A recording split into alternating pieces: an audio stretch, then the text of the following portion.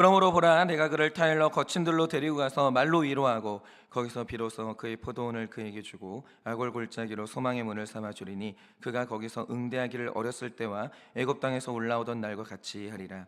여호와께서 이르시되 그날에 내가 나를 내 남편이라 일컫고 다시는 내 바알이라 일컫지 아니하리라. 내가 바알들의 이름을 그의 입에서 제거하여 다시는 그의 이름을 기억하여 부르는 일이 없게 하리라.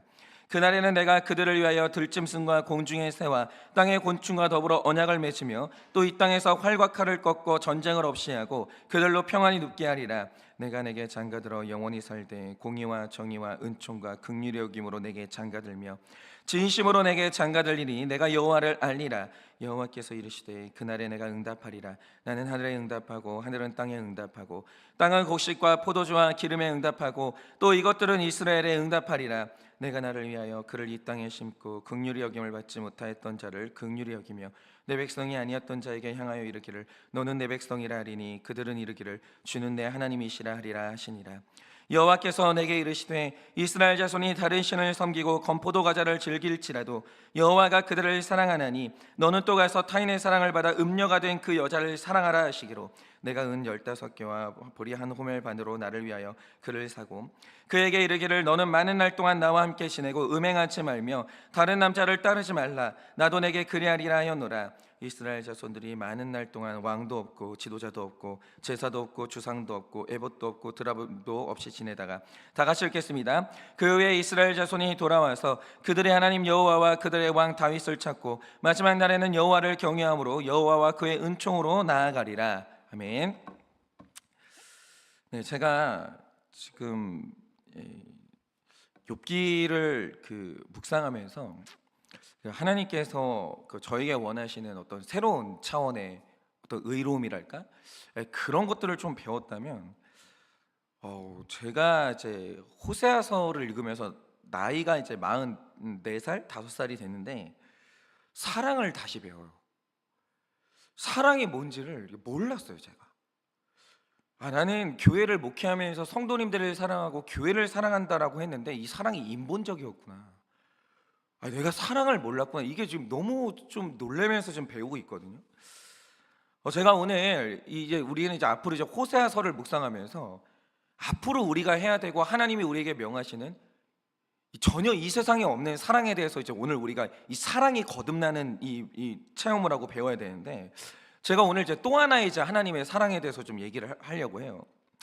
제가 이제 아버지 교회에서 사역을 할 때 지금은 오늘 이 호세아서를 읽으면서 완전히 그 성도님을 이해할 수 있지만 그때는 제 상식으로 도저히 해석이 안 됐던 한 성도님이 계셨어요. 그럼 뭐가 이해가 안 됐냐? 한 번은 이제 제 아버지 교회에 중년의 여성분 한 분이 이제 등록을 하신 거예요. 정말 인상이 좋은 분이셨고 성품이 정말 좋은 분이셨어요. 근데 이제 저희 교회에 이제 오셨을 때 남편이 없이 혼자 등록을 하신 거예요. 그러면 우리가 이제 공동체니까 많은 생각을 할 수 있잖아요. 예를 들어서 이제 아내분은 믿는 분인데 남편분은 불신자일 수도 있고, 혹은 이제 중년의 여성이시니까 남편분과 일찍 사별했을 수도 있고, 뭐 이런저런 사정이 있을 수 있죠. 그런데 뭐 교회 분위기상 먼저 이제 말씀하시지 않는 한 여쭤볼 수는 없고, 그래가지고 다들 그냥 이제 오신 분을 환영하고 신앙생활 잘 하고 있었습니다. 그런데 어느 날 이분이 이제 목회자에게 자기 사연을 처음으로 오픈을 하신 거예요. 그러면 이제 그 사연이 뭐냐, 정확히 언제 그런 일이 있었는지는 모르겠는데 이분이 이제 남편분과 아이를 낳고 이제 결혼 생활을 하던 어느 날 그 남편분이 이제 바람이 났어요. 그리고 이제 아내와 자식이 있는 집을 버리고 이 내연녀와 살림을 차리신 겁니다. 그리고 연락이 끊어진 거예요. 그러면 버려진 아내와 그 아이가 그 집에서 얼마나 그 상태로 오래 살았는지는 모르겠지만 그 가슴 아픈 사연을 안고 살 때 하나님의 위로가 없으면 살 수가 없는 거예요. 배신당했잖아요. 여성성이 완전히 무너진 거잖아요. 살 수가 없는 거예요. 그래서 이분이 이제 하나님을 그때 만나고 진짜 열심히 신앙생활을 하신 거예요. 그런데 이런 사연을 안고 신앙생활하던 어느 날 우리가 같이 이제 신앙생활을 하고 있었는데 저로서는 도저히 이해가 안 되는 두 가지 사건이 일어난 거예요. 그게 뭐냐?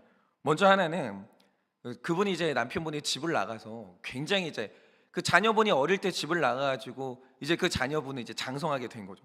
굉장히 오랫동안 이제 그 집을 나갔던 거예요. 그런데 그 남편분이 간암에 걸렸어요. 근데 이렇게 되니까는 이제 일어난 일이 뭐냐? 함께 살던 내연녀가 챙길 수 있는 재산을 다 챙긴 다음에 이 남편분을 버린 거예요. 그럴 걸 몰랐나? 여러분, 이 세상에서 제일 좋은 사람은 누구냐면 나 아무것도 아닐 때 나 믿고 나를 사랑해 준 조강지처잖아요.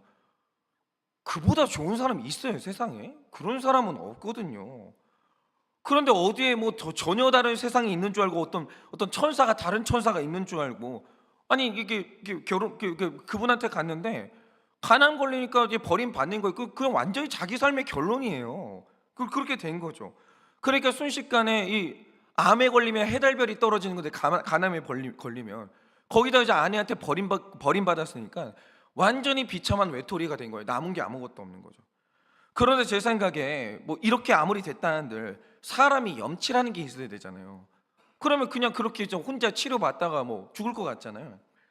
그런데 건강할 때 돌아와도, 돈 싸들고 돌아와도 받아줄까 한 그 남편, 나쁜 남편이 빈털터리가 되고 심지어 간암에 걸려가지고 완전히 망가진 상태인데 자기가 버렸던 조강지추한테 찾아온 거예요. 난 그게 이해가 안 됐어요, 어릴 때. 왜 오지? 양심이란 게 있나?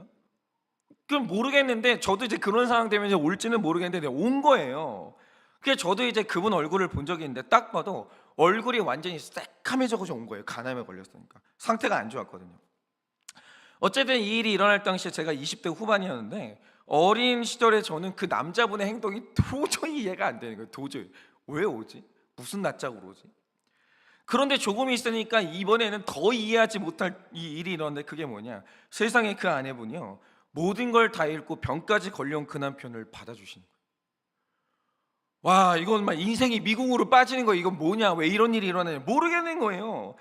그리고 돌아온 그날부터 이 남편을 살려보겠다고 지극정성으로 돌보는 거예요. 그런데 이제 그래도 상태가 계속 안 좋아졌어요. 그러니까 어느 날은 공기가 좋은 시골로 들어가서 이 남편을 살려야 되겠다, 요양을 해야겠다 이러면서 두 분이 그렇게 시골로 떠나셨어요. 그 이후로는 이제 소식을 듣지는 못했어요. 저는 솔직히 말해서 그 집을 나갔던 앞서 나간 그 남편의 행동보다 이런 남편을 받아주시고, 이 남편 돈도 못 벌었거든요. 그러니까 이런 남편이 오면 그 다음부터 이 아내분은 고난이 시작되는 거예요.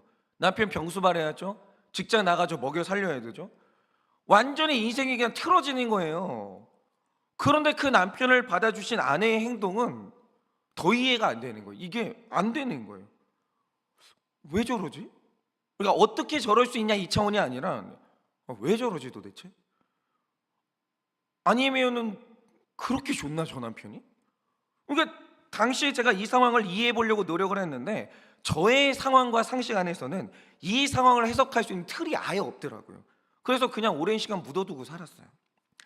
그런데 제가 최근에 호세아서를 보면서 예전에 완전히 망가진 남편을 용서하고 받아주셨던 그 성도님이 어제 생각이 다시 나는 거예요. 왜냐? 제가 지금 호세아서를 읽으면서 가지는 감정이 있는데 그게 바로 이해가 안 되는 신비함이에요. 이게 무슨 말이냐? 제가 새로운 성경 본문을 큐티를 시작할 때마다 그 본문 내용을 설명해주는 사진 하나를 설정하고 그 밑에 이제 타이틀을 쓰거든요. 예를 들어서 최근에 욥기 38장을 큐티할 때는 하나님이 직접 등장을 하세요. 이게 너무 기대가 되는 거예요, 제가. 그래서 제가 이제 썸네일을 새로 만들었는데 작곡가의 사진이 있는 사진을 고른 다음에 밑에 타이틀로 지휘자의 등장, 이런 썸네일을 만들었거든요. 마찬가지로 제가 이제 호세아서를 시작하면서 타이틀을 뭘로 했냐면 세상에는 없는 사랑이라는 타이틀을 지었어요. 그런데 제가 지금까지 큐티를 하면서 이게 제일 잘 지은 타이틀이에요. 왜냐? 제가 앞에서 자신을 배신한 남편을 용서하고 심지어 그 남편 살리겠다고 산으로 들어가신 한 성도님 이야기를 해드렸잖아요. 어린 시절에 저는 그게 너무 이상한 거예요. 그러니까 내가 본 적이 없었기 때문에. 이전에 그런 사랑을 본 적이 없었어요. 그런 형태의 사랑을 해석이 안 됐었거든요. 그런데 호세아서에서 이스라엘을 사랑하신다는 하나님이 등장하는데 이게 더 이해가 안 돼요. 이게 더 이상해요. 그래서 제가 가만히 생각을 해봤어요. 나는 도대체 호세아서에서 등장하는 이 하나님의 사랑이 왜 이해가 안 될까? 생각을 해보니까 답이 너무 쉽게 나는데, 지금 우리를 향해서 하시는 이 하나님의 사랑이 죄인 안에는 없는 사랑이에요. 이거는 없어요. 사람 안에는. 사람 안에서 이 사랑을 찾을 수 있냐? 죽었다 깨어나도 이 사랑은 못 찾아요. 인간 안에서는 찾아볼 수가 없는 거예요. 그러면 지금 이 사랑이 얼마나 이상한 사랑이냐, 여러분 한번 오늘 잘 들어보세요. 여러분이 오늘 본문 2장 19절 20절 말씀을 보시면 하나님이 다짐을 3번 해요. 전능하신 하나님이 다짐을 3번이나 하는 내용이 나오는데, 그 다짐이 뭐냐? 내가 내게 장가들어 내게 장가들며 내게 장가들리니, 이렇게 하나님이 이스라엘에게 내가 너에게 장가들겠다고 다짐을 3번을 하세요. 나는 너에게 장가들 거야. 이걸 3번이나 다짐을 해요. 그런데 제가 자주 말씀드렸지만 유대인들 사이에서 3번, 3이라는 숫자가 의미하는 게 뭐냐면, 내가 너에게 장가가겠다는 이 3번의 이 선포는 어떤 것도 돌이킬 수가 없는 불가역적인 결심이에요. 이건 못 돌이켜요. 이 3번 선포했으면 이건 못 돌이키는 거예요. 하나님의, 지구가 무너져도 하나님을 돌이킬 수 없는 강력한 선포라는 거예요. 나는 너에게 반드시 장가들어. 이건 무능한 인간의 선포가 아니에요. 하나님의 선포예요. 어떤 사연과 어려움이 있다 할지라도 하나님은 내 신부 이스라엘과 결혼하기로 결심을 한 거예요. 이 뜻은 이루어질 수밖에 없고 이 결혼은 지켜질 수밖에 없는 거예요. 그런데 이 방식이 너무 이상하다는 거죠. 나는 너무 이상하다는 거죠. 왜냐? 일단 하나님이 너무 사랑해서 택하신 신부가 어떤 상태냐? 이 사람은 혼인관계를 못 지키는 여자예요. 너무 음란해요. 너무 음란해. 16절을 보면 정말 기막힌 기록이 있는데 이렇게 기록합니다. 여호와께서 이르시되 그날에 내가 나를 내 남편이라 일컫고 다시는 내 바알이라 일컫지 아니하리라 이러는데, 이거는 히브리어 원문을 읽어야 이게 무슨 뜻인지 알게 되는 거예요. 놀랍게도 내 남편과 내 남편의 히브리어 발음이 똑같은데 둘 다 바을리라는 히브리어를 써요. 그러니까 이게 무슨 뜻이냐, 이 본문에 나오는 이스라엘이라는 이 신부가 몸은 자기 바을리 남편하고 같이 있어요. 마음이 또 다른 바을리 바알을 잊지를 못하는 거예요. 육체는 내 남편하고 있는데 마음은 내 바알하고 있는 거예요. 그러니까 이 음란한 이 이스라엘의 상태가 뭐냐, 내 바을리 남편과 결혼 생활을 하는데 또 다른 나의 바을리 바알을 못 끊어내는 거예요. 이게 안 끊어지는 거예요. 그러니까 한 여자 안에 2명의 바을리가 공존을 하는 거죠. 그러니까 이제 살고 있는데 그것이 생각마다 생각나가지고 2명의 바을리하고 계속해서 음란을 저지르는 거예요. 이게 안 끊어지는 거예요. 그런데 이게 끊어질 수가 없는 상태가 뭐냐, 이게 바로 지금 신부 이 이스라엘의 상태라는 거죠. 이 여자는 결혼 생활을 못 지키는 여자예요. 안 되는 거예요. 그런데 저는 너무 이상한 게, 여호와라는 신랑이 결혼을 했잖아요. 이런 여자는. 그럼 내 신부의 상태를 모르냐? 하나님의 특징이 뭐냐면 인간의 내면을 알아요. 이게 신의 특징이에요. 인간은 사람 속에 뭐가 있는지 죽었다 깨어나도 몰라요. 그러니까 뭐 관심법 그런 건 없어요. 그거는 사람의 영역 밖에 있는 능력이에요. 근데 하나님은 사람의 속을 아신다는 거죠. 그게 신의 능력인데, 그러면 여호와라는 신이 이 여자 안에 2명의 바을리가 있는 걸 모르냐? 이걸 이제 변화될 수 없는 걸 모르냐? 알아요. 그러니까 저는 차라리 모르고 속아서 결혼했다, 이 결혼이 이해가 될 것 같아요. 알아요. 다 아는데 이렇게 망가진 여자와 연애도 아니고 결혼하겠다는 거예요. 이 출발 자체가 이해가 안 돼요. 여러분 그 결혼 하시겠어요? 이 출발 자체가 이해가 안 되는 거예요. 그러니 하는 일이 뭐냐, 사람이요, 나를 진짜 이제 사랑하는 이 신랑을 떠나서 부정한 만남을 이어갑니다. 이 여자가, 이 이스라엘의 신부가. 그러면 여러분, 진짜 우리 청년들 아셔야 되는 게 뭐냐면, 이게 세상에 하나님이 정해놓으신 시스템이 진짜 이상해요. 조강지쳐 버리잖아요. 결코 행복하지 못해요. 이상해요. 뭐가 어쨌든 됐든 간에 이 여자들은요, 이 남자 안에 다른 존재가 있는 걸 못 참는다고요. 그러니까 한번 결혼한 흔적이 있는 사람이 있죠. 이 사람이 자기한테 왔어요. 그럼 남자들은 이상한 게 뭐냐면 2번째 결혼을 하다가 힘들잖아요. 옛 여자가 생각나요. 인간은요 어쩔 수가 없어요. 어느 날 힘들잖아요. 그때 그 여자가 진짜 좋은 여자였는데, 근데 그걸 여자들이 기가 막히게 알아요. 이게 있잖아요. 이거는 이 구조는 어떻게 해결이 안 되는 구조인 거예요. 조강지쳐 버리면 행복할 수가 없다니까요. 어쨌든 간에 이 이스라엘이라는 신부가 자기를 진짜 사랑했던 신랑을 떠나서 부정한 만남을 이어갔습니다.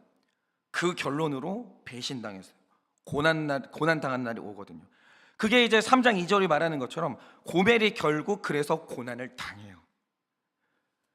그래서 여기서 여호와라는, 그러면 여호와라는 신랑이 하는 일이 뭐냐, 자기 신부가 이제 음란에 중독이 돼가지고 한창 죄를 짓고 있어요. 그때 떠나지를 않아요. 이 여호와라는 신랑이 하는 게 뭐냐면, 그 여자 지금 정신이 나가 있는 상태거든요. 안 떠나고 옆에서 계속 기다려요. 그럼 어떤 때를 기다리냐, 이 여호와가 때를 기다리는 건데, 내 신부가 죄의 결과로 고난받을 때 그 기회를 놓치지 않는 거예요. 그 날을 기다리는 거예요. 그러니까 이 남자가 괴롭기를 바라는 게 아니라 기회만 보고 있는 거예요. 이 남자가 지금 자기 삶의 결론으로 고난을 당했어요, 이 여자가. 그러면 상처받고 버림받은 신부에게 즉시 달려가는 거예요. 그리고 하는 말이 뭐냐, 그녀를 타일러 위로하는 말을 한다라고 하는데, 이 말 뜻이 뭐냐, 이 신부가 한창 죄를 짓고 있을 때는 무슨 말을 한다고 설득이 되겠어요? 완전히 성욕에 눈이 돌아갔는데, 너를 진짜 사랑하는 사람은 나야, 네가 지금 만나는 사람은 너를 이용하는 사람이야, 사랑하지 않아, 이렇게 외친다들 들리지 않는 거죠. 안 들려요. 그런데 가만히 죄 짓고 있을 때 기다리고 있다가, 내 신부가 가짜 신랑이죠, 가짜 바알에게 버림받아서 상처받고 힘들어할 때 여호와라는 이 신랑이 신부한테 달려가는 거예요. 힘들고 상처받은 그 신부, 나를 배신한 신부한테 달려가는 거예요. 그리고 자기 사랑을 증명하기 시작하는 거예요. 거봐, 내가 뭐라고 그랬어? 바알은 너를 사랑하는 게 아니라 이용하는 거라고 했잖아. 너를 진짜 사랑하는 건 나야. 이제 알겠어? 설득을 하는 거예요. 내가 다 용서해 줄게, 돌아와. 여러분, 이렇게 힘들 때 말로 설득하고 진짜 사랑을 증명하는 거, 이게 바로 타일러, 말로 위로한다는 말의 뜻이에요. 그리고 15절을 보면 그 포도원을 그에게 주고 아골골짜기로 소망의 문을 삼아준다, 이렇게 하는데, 이 말 뜻이 뭐냐, 둘이 살다가 한쪽에 바람나면 그 집을 뛰쳐나갈 거 아니에요. 그러면 배신당하는 사람이 그 공간에 남아있다라고 해요. 그 신혼 공간에. 거기 아골골짜기 되는 거예요. 대부분의 사람은 이사가요, 그 집에 있으면 비참해가지고 살 수가 없기 때문에. 내가 배신당한 공간이 거기잖아요. 그런데 이 미련한 신랑이요, 이 집에서 바람난 아내가 돌아오기를 가만히 기다려요. 떠나지를 않아요. 그리고 그 집을, 언젠가는 내 신부는 돌아올 거야, 그날을 위해서 내 집을 포도원으로 꾸미기 시작하는 거예요. 돌아오면 같이 살려고. 그리고 돌아오는 그날 그 집 문을 활짝 열어주면서, 내가 너 돌아올 줄 알고 이렇게 집을 꾸며놨어, 우리 다시 시작하자, 이러면서 그 집에서 신혼생활을 다시 시작하는 거예요. 그런데 문제는 이런 거죠. 이게 문제가 한두 개가 아닌데, 이렇게 돌아왔어요. 이 신부가 바람 나가지고 밖에 나갔다가 집으로 돌아왔어요. 그럼 주변 사람들이 가만히 있어요? 아니, 예를 들어서 우리 아내가 바람 나가지고 집을 나갔어요. 기다리고 있는 나를 보면서 부모님이 어이가 없어 하는 거예요. 너는 그 여자가 그렇게 좋냐? 넌 바보냐? 이 여자 돌아온다고, 언젠가 이 여자 돌아온다고 지금 리모델링 하고 있는 거예요. 얼마나 기가 막혀요. 근데 이 뻔뻔한 여자가요, 그 집으로 돌아오는 거예요. 그럼 우리 어머니 아버지가 가만히 있겠어요? 아주 그냥 오늘 말씀 18절 말씀처럼 얼마나 많은 짐승과 새와 곤충들이 달려 들어가지고 이 여자를 물어 뜯겠어요. 네가 제정신이야? 양심이 있으면 어떻게 이 집에 돌아와? 야, 그 남자 놔줘, 새 출발하게 놔줘, 너는 그냥 떠나, 이러겠죠. 얼마나 많은 사람들이 비난의 화를 쏘겠어요. 그런데 이 신랑이요, 그걸 다 막아주는 거예요. 하지마, 내 선택이야, 나는 이 여자 없으면 못 살아, 다 막아주는 거예요. 그리고 결국 내가 너에게 장가들어 영원히 살고 내게 장가들며 진실함으로 장가들겠다고 다시 언약식을 또 하는 거예요. 그런데 여러분, 만약에 어떤 사람이 진짜 이런 식으로 행동한다, 이 사람은 아픈 사람이에요. 뭐가 이제 아픈 병원을 가야 돼요. 심각한 집착이 있든지, 그게 아니면 이런 신부라도 아예 대안이 없는 극도로 외로운 사람이다, 인생에 완전히 애정결핍이 있다, 그러면 인간은 그럴 수도 있어요. 그런데 하나님이 그런 분이에요? 여러분, 하나님이 이 고멜 같은 신부가 아니면 대안이 없어요? 아닌 거 아시죠? 여러분, 신부가 부정을 저질렀다, 그러면 세상에 하나님이 선택할 수 있는 정결한 신부가 세고 셌어요. 세고 셌어. 온 인류가 만약에 부정을 저질렀다, 그러면 쓸어버리면 될 거 아니에요. 하나님이 그 능력이 없는 것도 아니고. 그리고 더 예쁘고 깨끗한 새로운 인류를 다시 재창조하면 될 거 아니에요. 하나님은 고멜이 아니면 안 되는 어떤 결핍이 없어요. 대안이 없는 분도 아니고, 하나님은 애정결핍이란 게 없는 분이에요. 그 자체가 사랑이시기 때문에. 그런데 모든 걸 다 가졌고 이미 충만하고 세상에서 가장 위대한 분이 이상해요. 이 호세아가 배신을 밥 먹듯이 하는 여자한테 매달려요. 이게 이상하다고요, 저는. 아니, 그러니까 제정신이 아니라서 뭔가 애정 결핍이 있어가지고 제정신이 아닌 사람은 그럴 수도 있다고요. 때려도 막 매달리고 이럴 수 있다고요. 아프니까. 근데 하나님은 그렇지 않다니까요. 근데 하나님이 이 여자를 못 버려요. 오히려 매달려요. 제발 나랑 좀 같이 살자고. 일단 끝도 없이 깊은 사랑을 하나님의 마음을 다 알 수가 없는 거죠. 그런데 제가 잘 보세요. 인본적인 사랑의 관점에서는 도대체 왜 하나님이 이 고멜한테 매달리는지 모르겠다고. 여러분, 신앙생활 한번 가만히 생각을 해보세요. 신앙생활을 여러분이 하나님한테 매달리는 것 같으세요? 하나님이 여러분한테 매달리는 것 같으세요? 제가 목회를 하고 저 자신을 가만히 보잖아요. 저는 맨날 하나님 떠나고 싶어요. 여러분이 구속사의 목회를 하고 죄보라는 어떤 이 목회를 할 때 도망가는 사람이 얼마나 많은 줄 아세요? 근데 있잖아요, 하나님이 매달려요. 사람이 살면서 신앙생활에서 얼마나 하나님 배신하는 줄 아세요? 근데 하나님이 사람한테 매달려요. 왜 이럴까 도대체? 이게 인본적인 관점에서 보면 이 행동이 이해가 안 돼요. 그런데 구원의 관점에서 보면 그때서 이해가 되는 게 있는데, 호세아서를 통해 드러난 딱 하나의 분명한 이유가 있어요. 그게 뭐냐? 여러분, 제가 고멜은 왜 이러는 것 같으세요? 제가 이제 고멜에 대해서 가만히 묵상을 해보세요. 이 여자는 왜 이러는 것 같으세요? 결혼했잖아요. 너무 좋은 남자랑 결혼했잖아요. 근데 이 여자는 왜 이러는 것 같으세요, 도대체?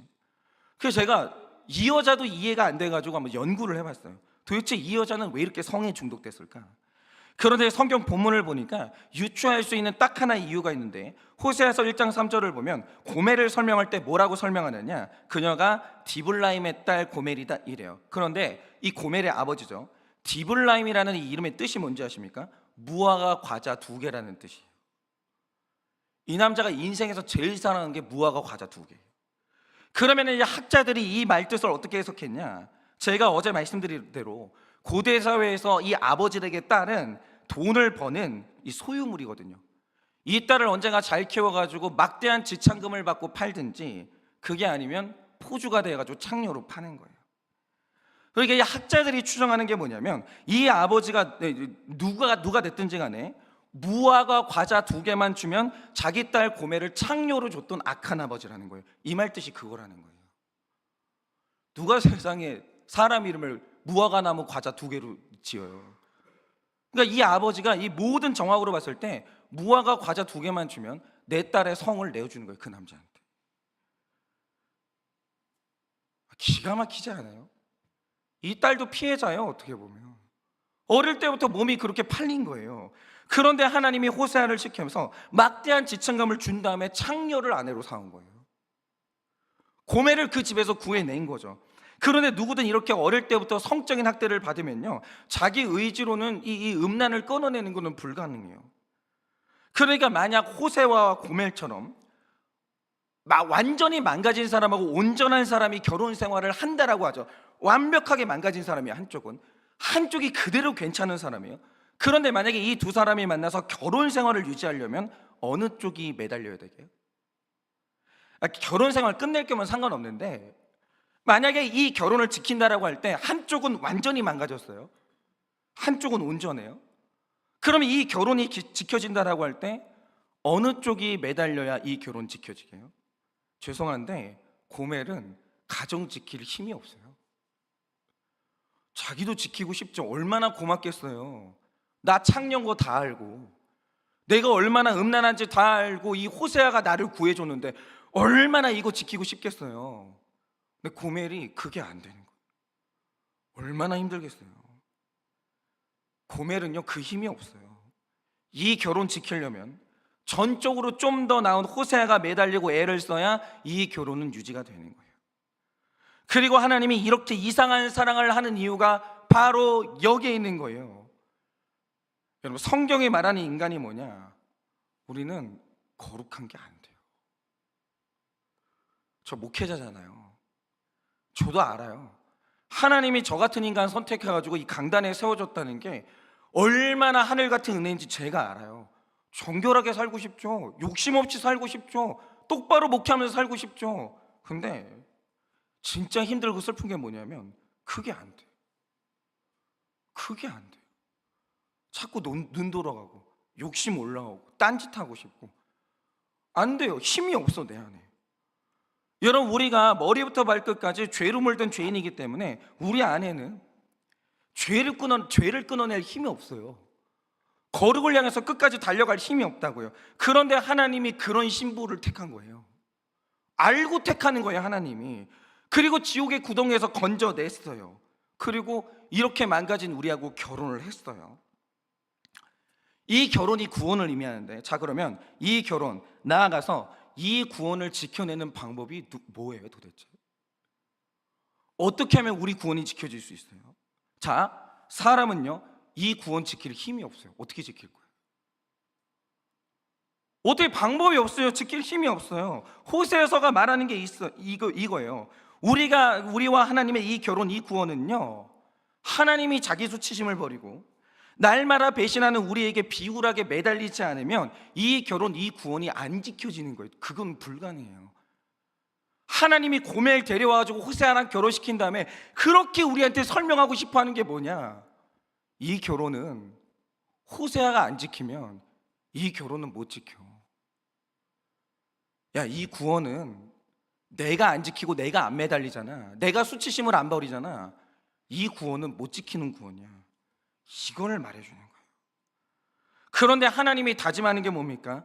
나는 반드시 너에게 장가들어 장가들며 장가들겠다는 거예요.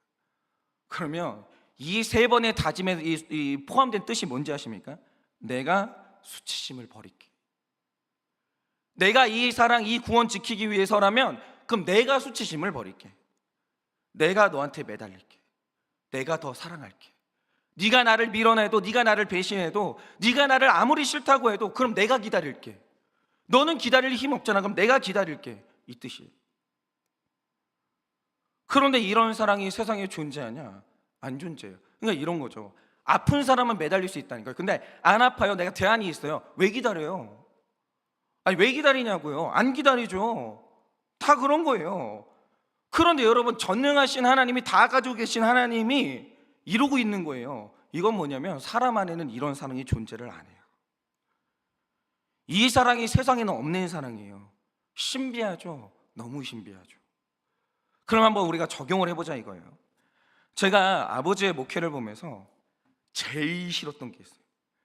그게 뭐냐면 저희 아버지가 자꾸 성도한테 매달리는 거예요. 그러니까 저는 어릴 때 이 매달린다는 것에 이 감성이 뭐였었냐면 자꾸 아버지가 성도들한테 질척대는 거예요.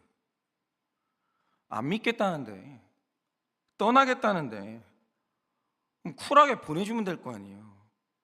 그런데 제가 제 아버지와 제 어머니가 사역할 때 제일 꼴 보기 싫었던 게 뭐냐면 자꾸 하나님 안 믿겠다는데 눈물로 설득해요. 아니, 왜? 그러면 한 명 설득해가지고 데려오면 인센티브라도 받냐고요. 저는 완전 물질적인 사람이, 돈 좋아하기 때문에 그럼 또 몰라요. 한 명 데려올 때마다 두당 뭐 30만 원 준다. 그럼 뭐 눈물 흘리겠죠. 돈 좋아하니까. 사람 좋은 게 아니라 돈 좋으니까. 그것도 아니야. 백날 가난해. 근데 난 모르겠어요. 자꾸 눈물로 설득해요. 교회 가서 울어, 그 사람 때문에. 하나님을 떠나겠다는데 자꾸 매달리는 거예요. 나는 그 비굴한 게 싫다고요. 어릴 땐 너무 싫었어요. 왜냐하면 나는 내 자존심이 생명이라. 그래서 내가 목회하면 내가 딱 하나 안 하겠다고 결심한 게 아니라 저거는 안 해. 내가 굶어 죽고 말지. 저도 제정신이 있는 사람이에요. 나 굶어 죽고 날지. 내가 목사 되면 나 저거는 안 한다. 내가 저거는. 오는 사람 안 막아, 가는 사람도 안 막아. 이게 제 결심이었어요. 이게 안 될 것 같으면 나 차라리 내가 돈 받고 월급 받으면서 내가 차라리 나 그냥 비굴하게 살라고 살아야 된다고 하면 월급이라도 받겠다 이거예요. 나는 그 대가로 돈 준다고 하면 그때는 비굴해질 수 있는데 그거 아니면 난 못한다 이거예요. 나 그게 너무 확실했어요. 근데 이게 제 방식이었는데, 그런데 호세아서를 묵상하는데 하나님이 이걸 와장창 깨신, 다 깨신. 그리고 제 아버지와 제 어머니, 그리고 앞서 말씀드린 그 성도님들을 해석해 주시기 시작하는 거예요. 야, 네 아빠가, 네 어머니가 자존심이 없어서 그런 줄 아냐? 너는 네 어머니 아버지를 뛰어넘으려면 한참 멀었어. 그분들이 왜 매달렸니?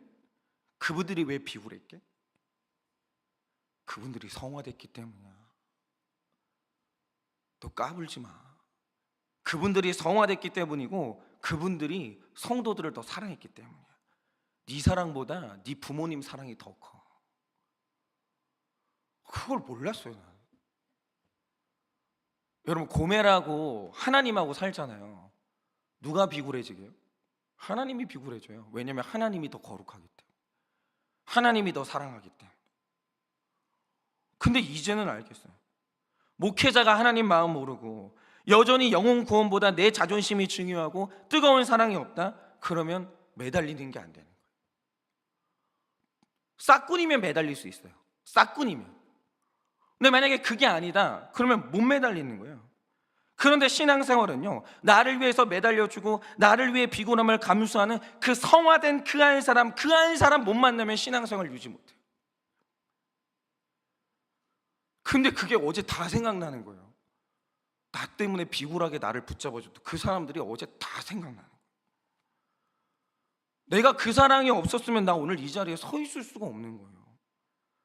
하나님이 반항하는 나를 버리지 않고 주일학교 선생님과 내가 만났던 전사님과 우리 아버지와 우리 어머니를 통해서 그분들이 다 비굴하게 저한테 매달렸어요. 현성아, 그러지 마. 그러지 마. 떠나지 마. 가지 마. 하지 마. 그분들이 저한테 무릎 꿇고 매달렸어요. 나를 설득해 줬어요. 왜? 내가 준 거 아무것도 없는데. 내가 우리 아버지 어머니 자녀로 있는 한 저희 어머니 아버지는 고통이었어요. 그게. 이놈이 신앙생활 잘하는 것도 아니고 맨날 와가지고 돈 달라고 그러고, 돈 안 주는 하나님이 무슨 하나님이냐고 엄마 마음을 후벼 파는 거예요. 근데 어머니가 매달리는 거예요. 제가 말씀드렸잖아요. 제가 이제 어머니한테 반항한다고 술을 진탕 먹고 들어와가지고 어느 날 고등학교 때 어머니 앞에서 잔뜩 오바이트를 한 거예요. 저희 어머니가 아침에 울면서 저 때문에 죽을 끓였어요. 왜 그래야 되냐고요? 왜? 몰랐어요, 나는. 그분들이 나보다 못나서, 혹은 나 하나 이렇게 지켜가지고 교회 머리수 채우려고 그랬냐? 어릴 땐 그렇게 생각했어요. 그 사랑이 없으니까. 근데 이제 와서 보니까 그분들이 성화돼서 그랬던 거예요. 그분들이 나보다 내 영혼을 더 사랑했던 거예요. 그분이 나보다 더 뜨거운 구원의 열정이 있었던 거예요. 그분들이 나보다 하나님을 더 닮아 있었던 거예요. 근데 수준이 다르니까 나는 그게 이해가 안 되는 거예요. 이 목사님 왜 이래? 귀찮게 왜 질척대? 아니, 목사님들은 왜 쿨한 게 없어? 그냥 좀 갈게요. 나 좀 놔주세요. 얼마나 모멸감을 주는지 알아요? 성도들이 떠날 때. 근데 목사님들은요, 그걸 그냥 두고 볼 수가 없는 거예요. 난 어릴 때 그게 이해가 안 되는데 이제 호세아서를 통해서 처음 알았어요. 그분들이 그렇게 큰 사랑이 있어서 그냥 보낼 수 없었다는 사실을 나는 이제 알았어요. 그래서 제가 이 호세아서에서 나타나는 이 신비한 하나님의 사랑을 보면서 완전히 깨지는 게 있고, 이제 하나님 앞에 적용하기로 하나님하고 약속한 게 있는데, 내가 진짜 하나님을 사랑하고 나는 살면서 이제 싹군 되면 안 되거든요. 돈 때문에 사역하는 사람은 안 되고 싶거든요. 근데 그럴 힘은 없고, 일단 적용을 해야 될 거 아니에요. 내가 하나님을 사랑하고 성도들을 사랑한다면 비굴해져야 되겠다. 비굴해지는 자리로 가자. 이게 하나님하고 어제 제가 약속한 제 적용이에요. 거절당할 수 있죠. 그러면 이제 되게 초라해져요. 사람 비참해지고. 그럼 비참해져야죠. 왜냐하면 하나님이 그렇게 나를 구원했는데, 우리 어머니 아버지가 나를 그렇게 키웠는데, 양육했는데. 그럼 나는 이제 부모가 됐고 남편이 됐고 나는 한 교회 목사가 됐기 때문에, 그리고 이 하나님의 사랑을 이제 알아버렸기 때문에 나는 자존심 지키고는 살 수가 없는 거예요. 하나님이 나 때문에 자존심을 버리고 비굴한 자리로 내려가는데, 내가 주의 종이잖아요. 난 주님 제자고. 그러니까 내가 이 길을 갈 거면 그냥 목회 그만두면 돼요. 내가 내 자존심 지키고 싶으면 그러면 이제 한일교회 떠나야 되는 거예요. 나 대신 이 교회를 더 사랑하는 사람이 여기 와야 되는 거예요. 그러네 내가 한일교회에서 사역하려면 난 이제 자존심을 지키면 안 돼. 그 한 사람의 영혼권을 위해서는 나는 이제 비굴해져야 돼. 내 자존심 지키자고 고난을 향해서 달려가는 사람을 구경하는 게 이게 엄청난 죄였다는 거예요. 나는 그 사랑이 없었다는 걸 제가 이 호세아서를 묵상하면서 처음 알았어요. 그래서 제가 어제 할 수 있을지는 모르겠는데 하나님하고 언약을 했어요. 주님, 자존심 버릴게요. 제가 매달릴게요. 붙잡을게요. 거절을 잘 당할게요. 이거를 제가 죄송한데 성도님들한테 너무 죄송한데 어제 알았어. 호세아서 묵상하다가 어제 하나님하고 처음으로 약속했어요. 사랑하는 성도 여러분, 교회에서 거절당하고 비굴하게 매달리는 사람은 누구예요? 가정에서 거절당하고 비굴하게 매달리는 사람은 누구예요? 혹시 여러분이 거절당하고 비굴하게 매달리고 설득하는 자리에 있지 않아요? 그럼 여러분이 그렇게 되신 이유는 뭐예요? 그거는 내가 못나서가 아니에요. 하나님이 나를 징계하시는 게 아니에요. 원래 나도 소망 없는 고멜이었는데 하나님의 비굴한 매달리심을 통해서 우리가 호세아로 성장했기 때문에 여러분이 바뀌신 거예요. 여러분이 이제 더 이상 고멜이 아닌 거예요. 여러분이 하나님 마음 알고 있는 호세아인 거예요. 그래서 그 고멜을 버릴 수가 없고 포기할 수가 없는 거예요. 여러분, 우리 구원은요, 힘없는 고멜, 타락한 고멜에게 거룩한 호세아가 매달려야 이루어지는 거고 우리 모두의 구원도 그렇게 이루어진 거예요. 그러니 여러분, 오늘 혹시 거절당하는 자리에 있고 매달리는 자리에 있고 자존심이 짓밟혀야 되는 자리에 있다라고 한다면 너무 억울해하지는 마세요. 하나님이 그 자리에 계세요. 호세아도 그렇게 살았고 예수님도 그렇게 살았고 거룩한 모든 사람은 다 이렇게 살아요. 그래서 우리 모두가 다 세상에는 존재하지 않는 이 하나님의 사랑을 배워서 영혼 구원의 열매를 맺고 가정 지켜내시는 여러분 되시기를 예수님의 이름으로 축원합니다. 이 시간에 제가 기도하고 축도함으로 예배를 마치겠습니다. 기도하겠습니다. 주님, 몰랐습니다. 사랑이 이런 건 줄을 몰랐습니다. 자존심 다 지키고 비굴해지지 않고 그렇게 지킬 수 있는 가정도 없고 그렇게 지킬 수 있는 구원도 없다는 사실을 주님, 제가 처음 알았습니다. 내 구원 때문에 하나님이 나한테 비굴하게 매달렸다는 걸, 그럴 이유가 없는 하나님이 내 구원 지키자고 자존심 버리고 수치심 버리고 나한테 매달리는 그 사랑으로 나를 사랑했다는 걸 주님, 제가 처음 알았습니다. 그리고 저도 내 가정 지키고 내 성도 지키고 내 교회 지키려면 내가 울어야 되고 내가 자존심 버려야 되고 내가 매달려야 된다는 사실을 주님 가르쳐 주셔서 처음 알았습니다. 주님, 세상에는 없는 이 사랑 배우게 하여 주시고 이 사랑 배워 이 사랑을 적용해서 우리 주님 오시는 날까지 내 사랑하는 모든 지체들, 사랑하는 모든 관계, 사랑하는 나의 하나님, 내 교회를 지키는 우리가 될 수 있도록 은혜를 허락하여 주시옵소서. 지금은 우리 주 예수 그리스도의 은혜와 하나님 아버지의 그 크신 사랑과 성령님의 위로하시고 교통하여 주시는 그 역사하심이 이 세상에는 없는 하나님의 사랑을 배워 나도 이제는 그 사랑을 베풀어 내가 사랑하는 모든 것들을 지키기를 원하고 마침내는 이 구원을 지키기를 원하는 사랑하는 모든 주의 종들의 머리 위에 지금으로부터 영원한 무궁토록 함께 있을지어다. 아멘.